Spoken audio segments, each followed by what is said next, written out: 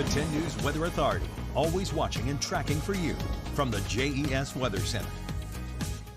Hello everyone. Staying dry for right now, but you don't have to go too far in any direction to find showers and even storminess. With some storms coming through St. Louis right now, to turn on the watches and warnings, there's not a lot that's going on with a lot of these showers, but off towards St. Louis, there is a severe thunderstorm warning that for Cape Girardeau that goes out until 11:45. So it goes to show there's some strength with that system that's headed our direction. Again, it's a ways off still. And zooming further out so we can take a look further towards the northeast. Not a lot of flood warnings and watches right this minute as you get into New England, but there's still plenty of activity. And looking further off towards the west, there's a tornado watch in Indiana going over into Ohio and parts of Michigan that lasts through this evening. A lot of the energy that was concentrated towards Chicago is moving further towards the east. So if you have family in the Great Lakes, make sure that they're staying aware through the night. Now that system is going to continue to move off towards the northeast. Ours is more going to be coming with that front, but not exactly along it. It's more the system that's off towards St. Louis that's going to influence us.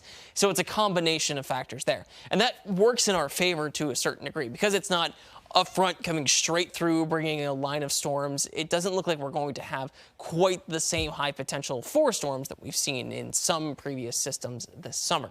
Best chance for winds in the highlands in particular, but that still stretches down. There's only a few counties in Southside that aren't included in the wind risk. Meanwhile, the hail risk is more reduced, staying from Roanoke towards the north and west. Tornadoes really just don't have a lot of good environments for them to form, so it's not looking like a particularly strong case. I think what we are going to see is some wind and a good amount of flash flooding because of all the rain that's going to come through tomorrow. Fast forwarding towards tomorrow morning, we've got some showers. Towards noon, 1 p.m., we have some isolated downpours in the highlands, but it takes until about 6 p.m. for a more organized line of storms to develop. That's going to run into the mountains, and as it does, it loses some of its energy, so once it makes it over, it turns more into yellows and greens instead of the oranges and reds that we're seeing in a lot of West Virginia. Now, the round that comes through at 10 p.m., I do think is the stronger of these. That still loses energy as it makes its way through the mountains, but there's still reds showing up as you get towards Roanoke, Smith Mountain Lake, Lynchburg, Wytheville, and then further down towards the southeast. Once we get into Southside, it backs off towards yellows and oranges, lingering through Friday morning. Because we've got that consistent rainfall, that's why I think the flooding risk is there, and then we'll see some of those damaging winds further towards the northwest. Right now, the severe potential isn't super high, but it is going to be pretty soggy. And with more information, this could end up looking a little bit stronger. So make sure you're checking in with us in only a few hours from now. Chris will be here looking at our next system, and Parker and I will be here throughout tomorrow evening to help you out as well.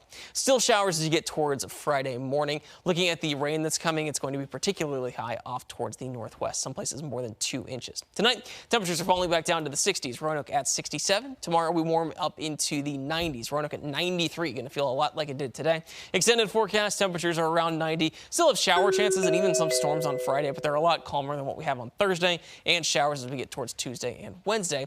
And then for the 3-degree guarantee, we added another $10 on for today, putting us at 190. Didn't feel too hot. The 91, I think, was a little short-lived. We had those showers coming through, which took it down. Probably knocked it down a little, and there was a bunch of cloud cover around this afternoon. So yeah. I would assume that probably helped keep the temps down. That would really help us out tomorrow, too. If we can have clouds early in the day, we have less storm chance and then less chance for people to get hurt or property to get hurt. All the things we worry about. Exactly. Okay.